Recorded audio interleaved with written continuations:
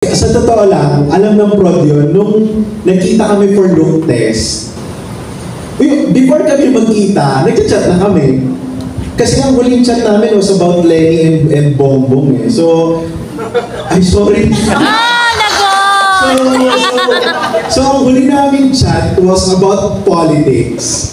And Kim was saying, parang, no, Kim was asking me, do you really have to do this? Do you really have to say this? You know, I have friends, friend kita, I can...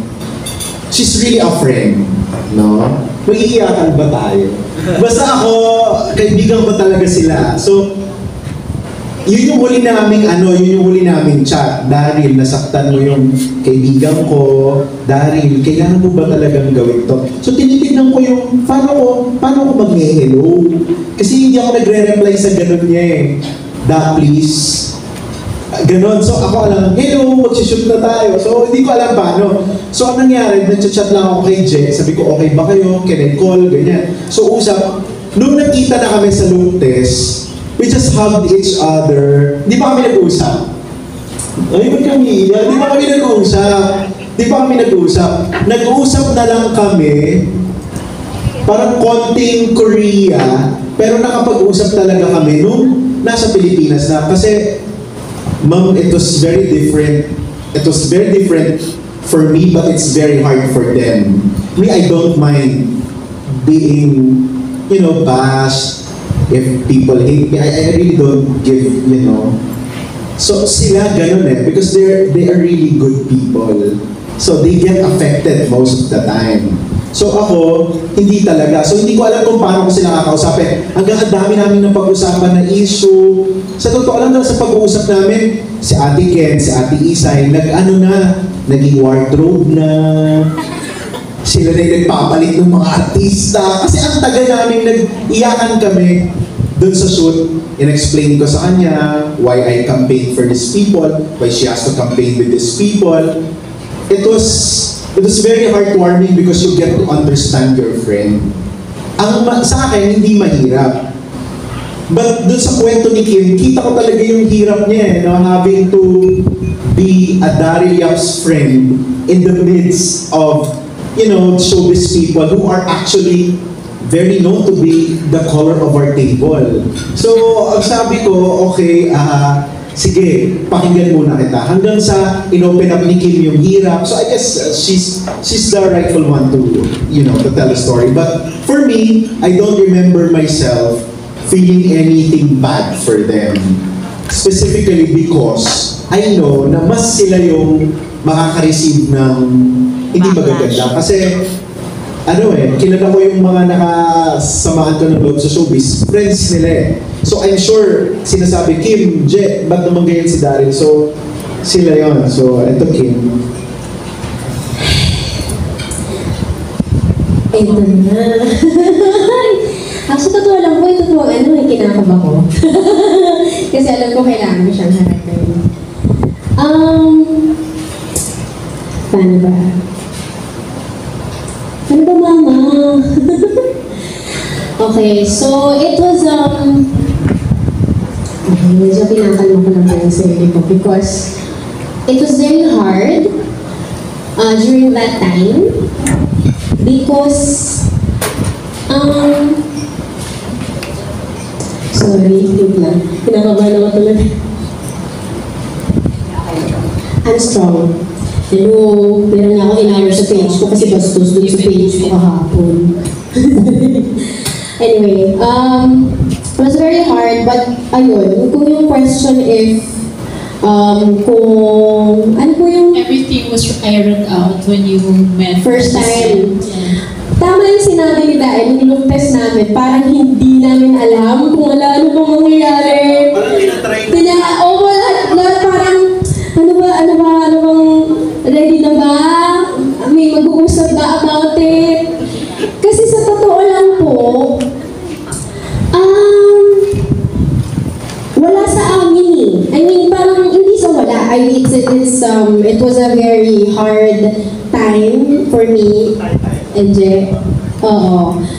So, gusto namin kasi makapag-work ng maayos. Alam namin kung paano kami magtrabaho. Wala doon na kaming tatlo. Kaming apat. Kasi lahat ng movies na namin kasama namin din si Ate Candy.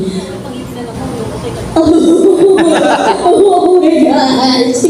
So, kaming apat. Wala kaming paano natin ito gagawin. Talagang pag nagtatrabaho mo kaming apat sa isang pelikula, gaguhan kami. As in, at saka lumalabas mo yun sa mga eksena namin, which is a good thing kasi kailangan siya. So, meron paano ba natin ito gagawin? Gusto namin, meron na rin kasi sila boss sa akin na, mag-usap na kayo ni Dan, mag-usap na kayo ni Dan. Tapos nagkaroon ng time na nag-message sa akin si Daryl. This was like months before nung Lucas. Meron, kaya mag-aaway daw tayo? Yung message niya sa akin, ang random. Sabi ko, ha? Sure sabi? Ayun, pinagbabati kami ng mga boss, ng mga artista. Hindi naman kami nag-aaway. Although he knows na hindi ako pabor dun sa mga pinagagagawa niya pong mga bagay-bagay.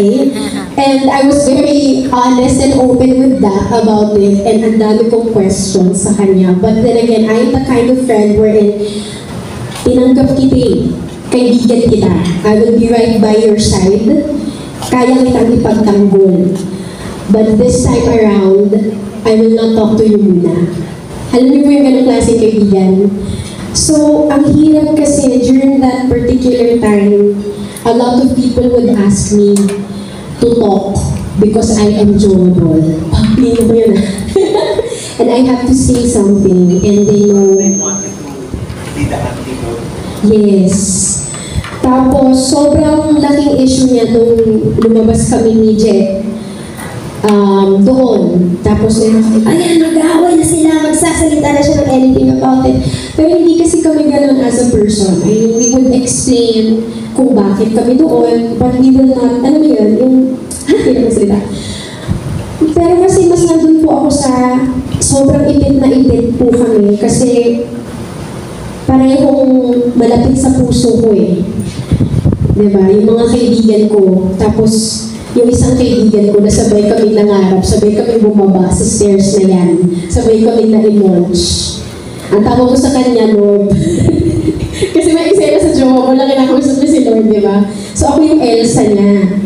So, ang hirap nung panahon na yun, at gusto ko siyang yakapin kasi inaaway siya. Pero gusto ko rin siyang sapakin. Ang hirap, di ko alam kung anong gagawin ko kay Da. Kaya this film is really special to me. It's really special to me. Akuin ko na. Sorry. It's very special because nakasama ko rin yung kaibigan ko na kagaguhan ko. Stop it, I already cried.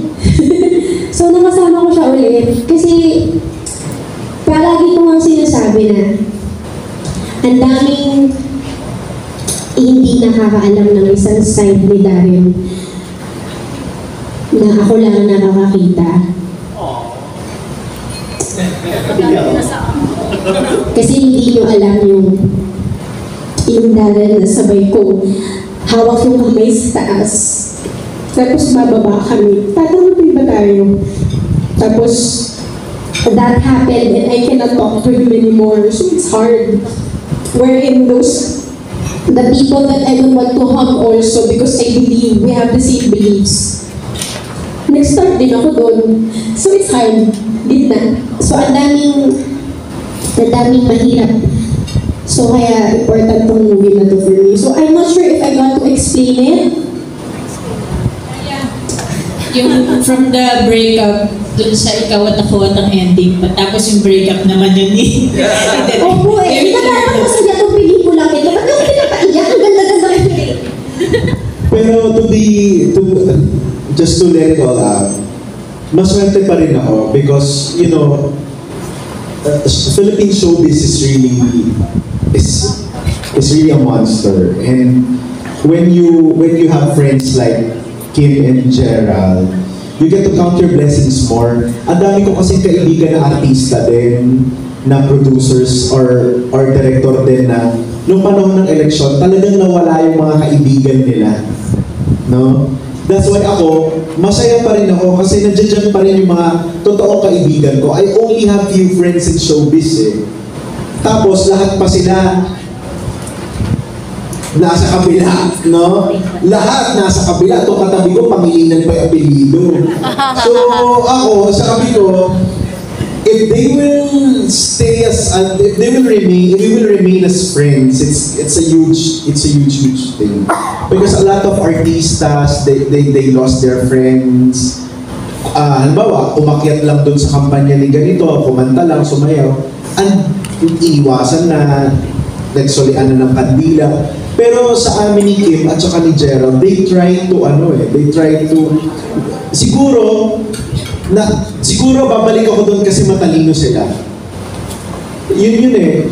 Kaya ako, I always tell people, especially when I talk to universities, when I talk to symposia, when I talk to workshops, anong klase dapat ang mga katrabaho, kaibigan, I always tell them, you choose your friends. You choose intelligent people, smart people. You don't have to explain them everything. So, napakaswerte ko matatalino yung mga kaibigan ko. Kaya, masaya rin ako sa Soulmate because we get to reunite. I get to work with Miss Isay, with Ate Marnie, with this, of course, Joby, kay Sunny naman sa Mate. So, even with Kid, my second movie, it all fell into place because I guess it's the right time to do it. And we are just so happy. Right after Jowa Ball, ang babae walang pakiramdam. Soulmate is really, it's a God's gift dahil kung mapapansin nyo, wala pa si Gerald na matinong pelikula sa akin eh. Sa Jowa Ball, Bombay siya. Sa babae walang pakiramdam, Momo siya. Tapos dito naman, Koreano siya. So sabi niya, kailan daw po siya lalabas sa pelikula ko na bilang siya? Sabi ko, hindi mangyayari yun. Kasi sasabihin ni Jeff Fernando, boring na siya. Diba? Kaya dapat iba-iba. So, ayun, I'm just so happy that I'm working with friends and new friends to that effect. Lalo na ako, super idol ko si Isay Alvarez, nakatrabaho ko na siya. Ako gusto ko lang may dagdaga para lang din sana wala nang questions about that or ano pa. For sure meron po sa inyong nag-iisip or may kumusta yung friends ko that I'm working with Daryl again. Okay sila. They're actually excited for the film. They know about this film. Sinashare nila na heart nila. They're proud of it. Yeah. Oo. They're still supportive of me and Je and of Da. Kasi tama yung sinabi ni Da na you have to choose your friends. And kami ni Je, we're lucky enough na tama yung mga kaibigan namin. Tama na yun, peace na tayo. Peace na.